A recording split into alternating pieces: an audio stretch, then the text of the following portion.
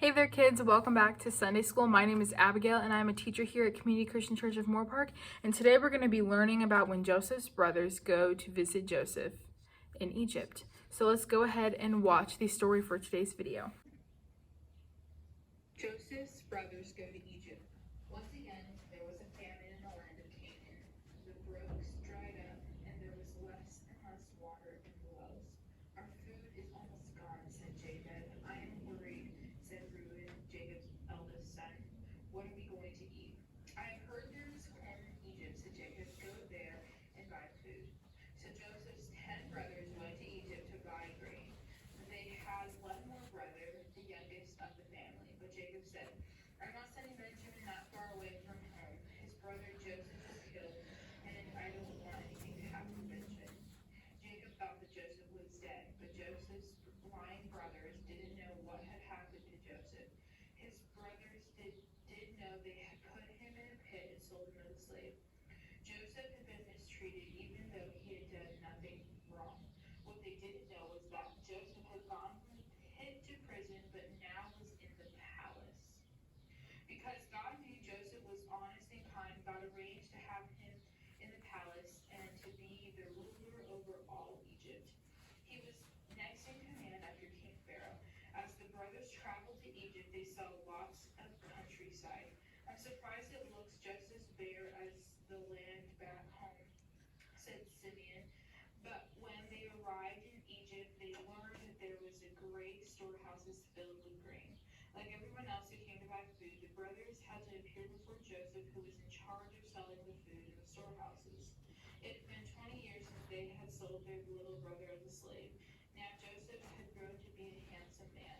The brothers had no idea this man sitting on a throne dressed like an Egyptian prince was their brother. But Joseph knew their brothers, his brothers at once. As they bowed before him, Joseph remembered how he had dreamed many years before that his brothers would one day bow to him. Joseph was so glad to see his brothers, he wanted to shout, I am your brother. Can't you see I am your brother? But Joseph first wanted to know if his brothers had changed. Were they still jealous and hateful? So in a stern voice he said, You are spies. Oh no, kind sir, they said, we only came to buy food.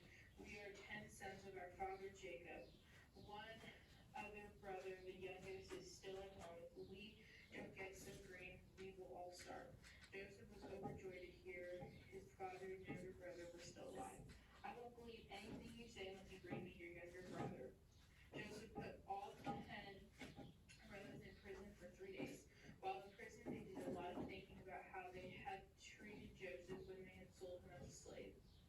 After 3 long days, Joseph sent for the brothers. He found them greatly distressed. They spoke to one another, aware that he understood what they were saying, as Joseph had believed to speak the language of Egypt. This is what we get for being mean to Joseph, they said. I told you not to harm him, but you wouldn't listen, Reuben said. Yes, said another brother, and I can still see the terror in his eyes when he begged not to sell him. Joseph pretended he didn't know what they were saying, but he heard every word. Now he knew that they were truly sorry for what they had done. He was so happy he had to quickly brush away tears of relief. Once again, Joseph spoke with the Egyptian. I'll take Simeon and keep him in prison. The rest of you may go home and bring Benjamin back with you. Then Joseph gave the brothers grain to take home with them. On the way home, they opened their sacks They were shocked to find their own bags of money lying on top of the grain. They had been given back all the money they had paid. At last, after a long journey, the brothers returned to their father, tired and afraid. They told him what had happened, saying, We can't go back unless we take Benjamin with us. I'll never let you take my youngest son, Jacob answered. If something happened to him or Joseph, I would die. But the famine continued. There was no crops growing, and food was scarce. After a while, the food brought from Egypt was almost gone. Jacob called his sons together once more and said, You must go to Egypt to buy more. Judah reminded him, the governor of Egypt warned us, saying, We can return only if Benjamin is with us. Why did you tell the ruler you had about our family, about our father, how could we know that he would ask us to bring our brother? Then Judah said, we must go for grain so that we may all live. Send Benjamin with me. If he does not come back, I myself will live forever. Sadly, Rebekah and Jacob agreed. Take the governor some presents, he said. Whatever little we have, take the best, take honey, nuts, spices, and take double the money for you, and give back the money that was with your grain. And take your brother Benjamin. May God Almighty be with you, so you may all come back safely. The brothers did as Joseph had told. They went down to Egypt and came before Joseph. When Joseph saw his younger brother Benjamin, he was very happy. He invited them all to have dinner with him. His servants even brought water to wash his brother's feet before they were served. Joseph sat on one table because he was the ruler of the land. Other Egyptian officers sat at a second table, and the brothers all sat at a third table. I will give you the most food to Benjamin, thought Joseph. I want to see if they are all still jealous like they were of me when I was still at home. And he gave Benjamin 5 times as much food. But the other brothers were kind to Benjamin and seemed happy he had the most food to eat. The brothers did not recognize Joseph. Now I know they are kind men, thought Joseph, but I have one more test that must pass before I'm sure they have changed. Do you think that they will pass the test?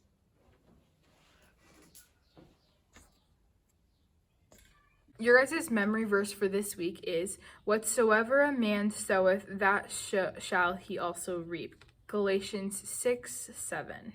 This story is a really great reminder that we need to be kind to our brothers and sisters, even if they might have hurt us in the past, or even if they might have taken a toy that we didn't like, or if they maybe they hurt us and hit us or something like that. We need to remember that we can still be kind to them and show kindness to them, even if they have hurt you. We might not have been sold into slavery necessarily, or have been thrown into a pit like Joseph was by his brothers, but we have smaller issues that have happened in our life, and we need to make sure that we are still being kind to them and still treating them nicely.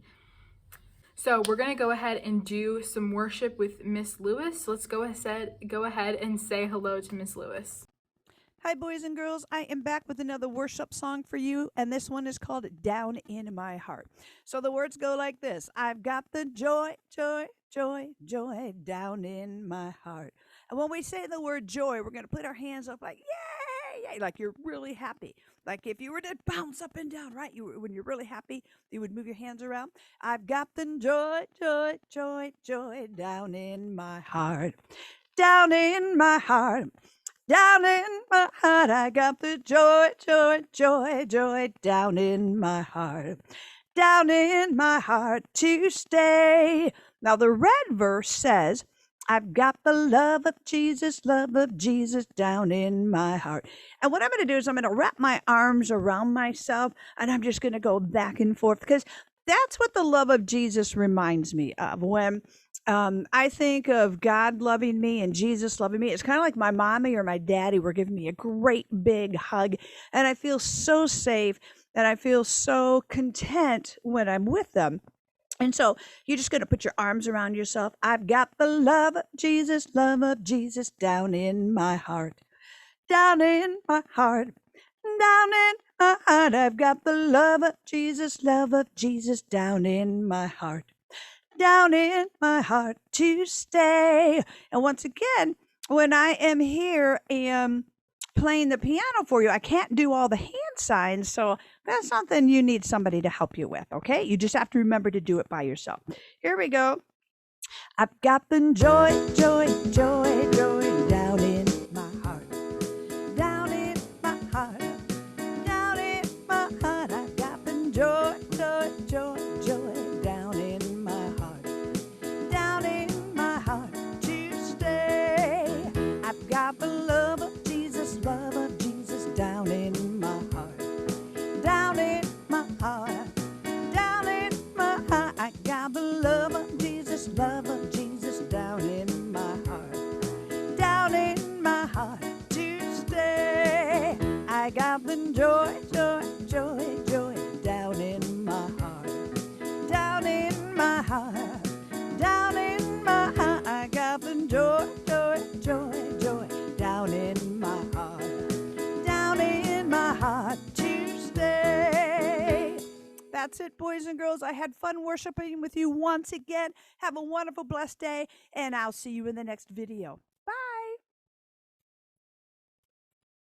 Hi, boys and girls. I am back, and I am looking forward to worshiping with you this morning. This is just a reminder that in this video, I can't do all the hand signs with you because my fingers are going to be busy playing piano for you, okay?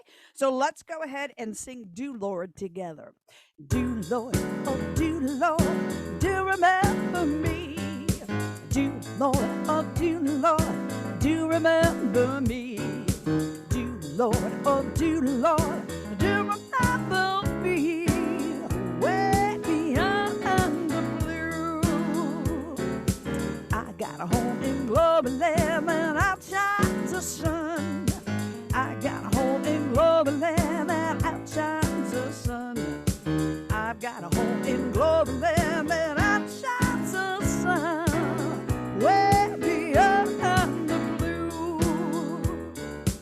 Do Lord, oh do Lord, do remember me. Do Lord, oh do Lord, do remember me. Do Lord, oh do Lord, do remember me. Way beyond the blue. I took Jesus as my Savior, you take him too. I took Jesus as my Savior, you take him too. I took Jesus as my Savior, you take him too. Way beyond the blue. Do Lord, oh do Lord, do remember me. Do Lord, oh do Lord, do remember me. Do Lord, oh do Lord, do remember me. Way beyond the blue. Awesome, boys and girls. I enjoyed worshiping with you this morning. I hope you have a blessed day, and I look forward to seeing you in the next video. Bye. Hi, boys and girls. I would like to teach you a song today. It's called the Bible. And before we start, I thought, I'd look around the room and I'd get a couple Bibles out and show you what they look like. And I found so many of them. You're not even going to believe this. Here is a children's NIV Bible for kids. Here is another one about the beginner's Bible. Here is another children's Bible where all the verses are done in rhymes. And these are books that I used to use when I taught the kids how to sing in Sunday school a long, long time ago. Here is a paperback version of the Holy Bible, a hard copy of the Holy Bible, and I have one more version of the Bible here on my phone. Boys and girls, that is 6 copies of the Bible. Oh my gosh, how many people have? And that is just a small room, this tiny little room over here. So it's a very good book, and I thought it would be very fun to teach you the song today, the Bible. So here we go. I want you to put your hands out in front of you like you're reading a very good book, the Holy Bible. And I want you to sing the Bible. And then I want you to point to yourself and sing, yes, that's the book for me. Put your hands on your hip and stomp your feet. I stand alone on the word of God. And then put your hands back out. The Bible. Let's do that one more time. The Bible. Point to yourself. Yes, that's the book for me. Hands on your hips and stomp your feet. Stand alone on the word of God. And back out to your hands. The Bible. All right, now I'm going to play piano for you, so my hands can't be doing that. My hands are going to be busy playing the piano. But maybe our helper. Yeah, that's what a helper does, right? They help us. So maybe they can do the hand signs for you. And the words are up there for the helper so that they can read them too. All right, here we go.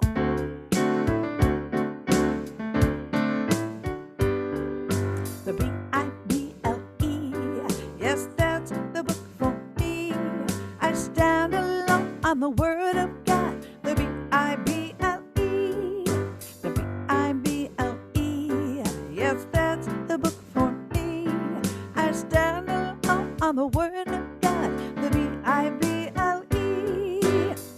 you enjoyed that song, boys and girls. God bless you. Have a wonderful day, and I will see you in the next video. Okay? Bye. If you guys do not have your parents sitting with you guys right now, you guys can go and grab your parents because we are going to be inviting you guys to a VBS this year. It is a pool party theme. No, there will not be a pool party, but it's going to be just as much fun as if you guys were at a pool party, where we're going to be learning about Jesus and getting to know God better. It is going to be on July 12th through the 16th at 6 to 7:45 p.m. You guys can register at www.ccchurch.net, and space is limited, so you guys want to go ahead and register online for an awesome time of games, crafts, and a snack will be provided as well. I hope to see you guys all there.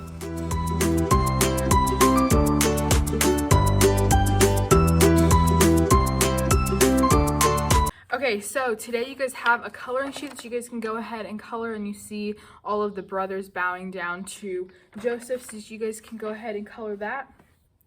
And now you guys can go ahead and pull out your paper that looks like should look like a bowl or a bag, and then pull out your oats or rice. Miss Hope had told me that you guys might actually have rice instead of oats, so you guys can pull out that bag, as well as some crayons because we're going to do some coloring.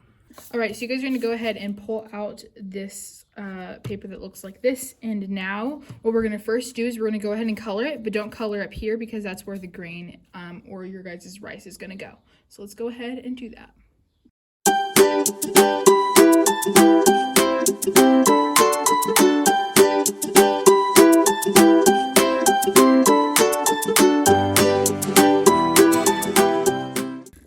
All right, so once your bowl is covered, it can be as colorful as you want. I chose the color brown, and what you're going to do is you're going to get your bag of oats and things like that ready, and you guys are going to go ahead and just put a bunch of glue down here on the top.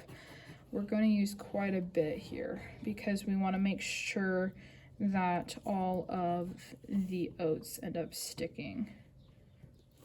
So I'm just going to kind of use the little nozzle and kind of spread this all around like this. And then we're going to go ahead and take the oats and we're going to put it all on the top. So we're going to kind of do it like as though they're sprinkles, and we're just going to kind of lay it all over the top, hoping that they all stick, really. There might be some that might not stick, and that's okay.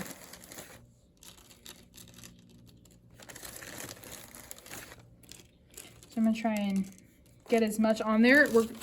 We're going to be able to dump anything off if there's some extras. I just want to make sure that everything gets stuck on there. So I'm going to kind of just place my hand over it like this.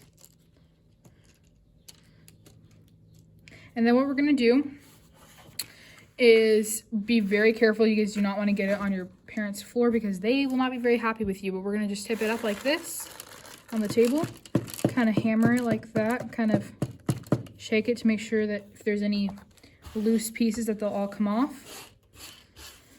And if you see any gaps that might need some more, you guys can kind of just stick it in there like this. And I'm going to do that little trick again. Just make sure that there's nothing extra. Okay. Then you guys can kind of pat it down so that they all stick down to the page. And then what we're going to do is we're going to kind of scoop all of this oats back up, because then we're going to put it back into the bag. Whoops. I just kind of made it more of a mess, didn't I? Okay. I'm going to put all the oats back in the bag so they don't get all over your mom's floor. Or in my case, at our church's floor. Okay. Now you have your bag of oats. Alrighty, kids. And so with that being said, I hope that you guys all have an amazing week, and I'll see you guys next week. Bye, kids.